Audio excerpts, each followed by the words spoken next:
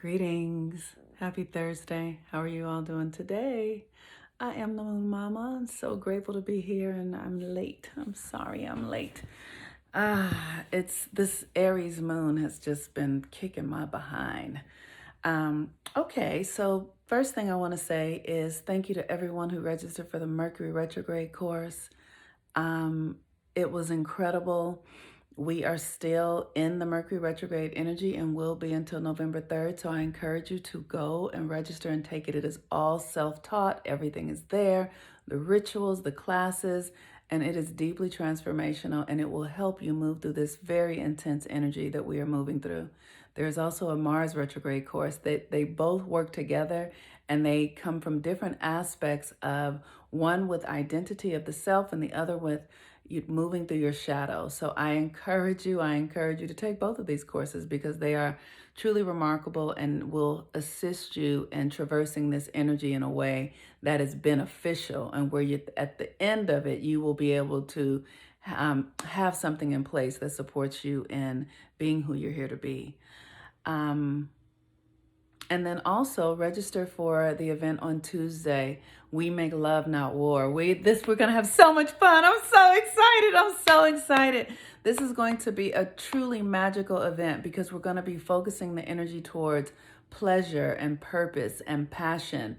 And it's a bit of a ritual. It's a bit of a ritual to come together with the intention of opening our hearts and being loving and opening up the possibilities of passion while the whole other part of the country is focused on division and separation and otherness and fear and shame and all of that sort of stuff. We are going to harness our energy towards opening up the magic of the universe because that's what's here and we can use it as we desire. So please register for that. We're going to have an incredible time. I'm telling you.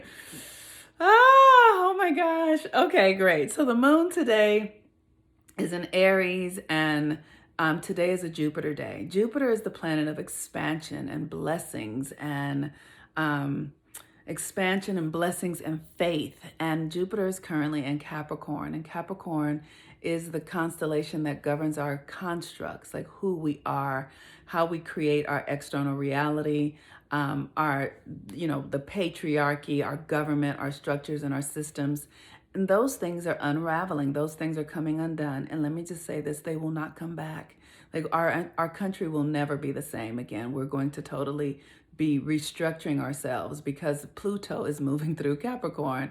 So for all of the people who are, trying to put band-aids on and holding things in place and thinking that we're going to save it, it's not going to happen, but that's okay. It's hard to realize that something is done until you realize that it's done.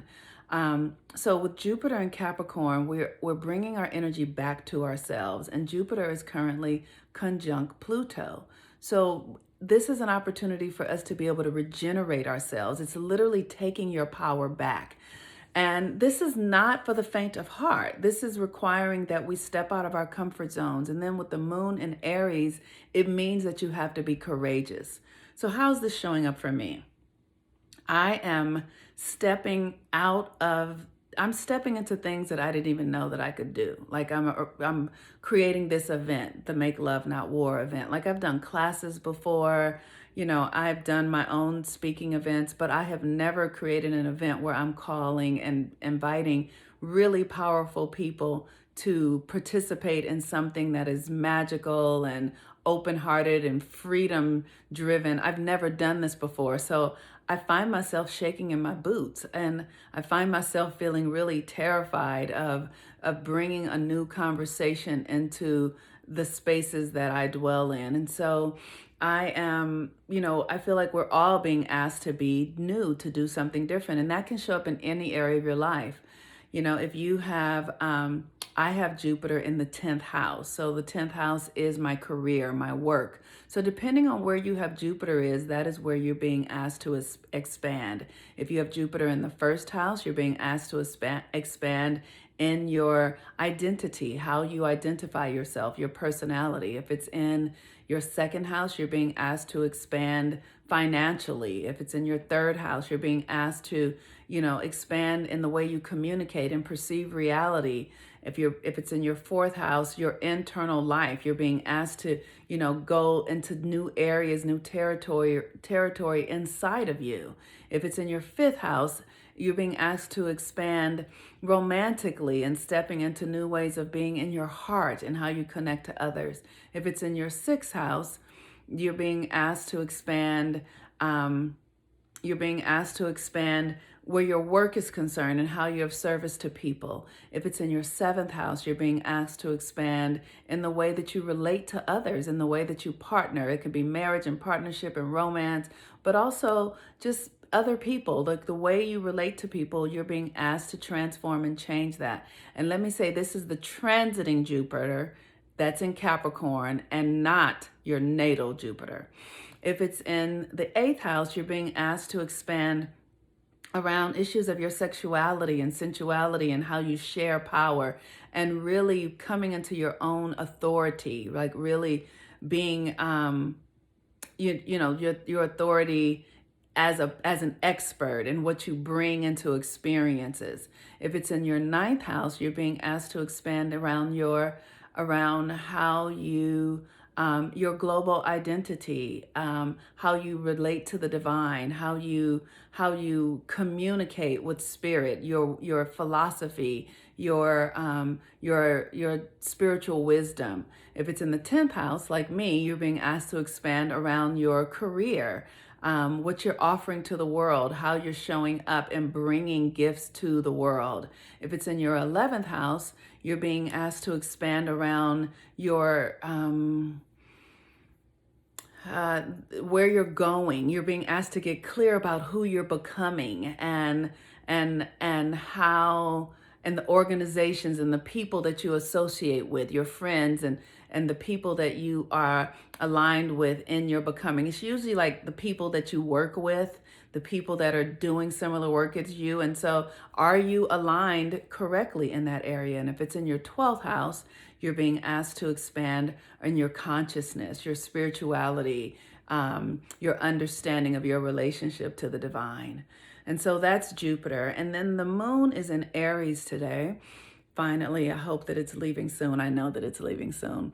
But Aries is asking you to take on a new thing, right? It's like, so a lot of us are feeling a lot of hot energy, a lot of chaos going on because Aries energy is a baby energy. And so you'll have to move it in. Like if it was a baby, if you were teaching a baby to walk, you would hold their fingers and say, we're going to go this way. And you would direct them. So you've got to direct this energy. If you don't direct it, it'll just swarm you and pull you under and you will lose your footing. So be very intentional about what you're doing and be very intentional about how you're feeling. Don't ignore your feelings, because I know for me, I'm experiencing like fear and confusion, but I also am continuing to take the steps to do what it is that needs to get done, even though I'm scared. So it's like, there's this definition that says courage doesn't mean the absence of fear. It means acting in spite of the fear. So that's what we're all up to.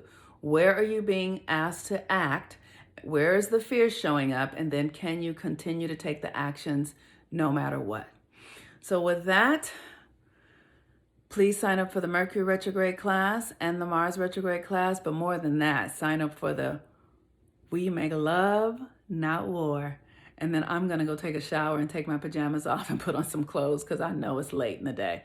All right. Peace and blessings. I'm the Moon Mama. Have a beautiful day. I love you. Bye-bye.